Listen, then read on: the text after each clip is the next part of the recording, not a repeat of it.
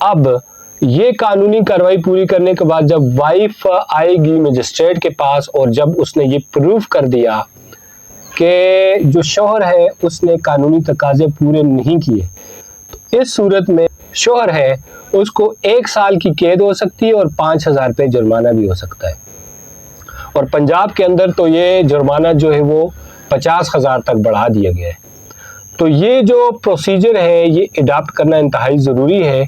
Otherwise اگر کوئی پڑھی لکھی ہوشیار وائف ہوئی اور اس نے قانون کا راستہ اختیار کیا تو ایسا شخص جس نے بغیر پہلی بیوی کی اجازت کے دوسری شادی کی یا اس کو بتائے بغیر چھپ چھپا کے جو شادیاں کرتے ہیں، ان کے لیے یہ ایک بہت ضروری بات ہے کہ ایسا نہ ہو کہ کل مجسٹریٹ ان کو 1 سال قید کی سزا سنائے۔ تو اس لیے پاکستان کے اندر جو مسلم فیملی لا آرڈیننس 1961 کی سیکشن 6 ہے وہ اسی پروسیجر کو بتاتی ہے اور اس کو روک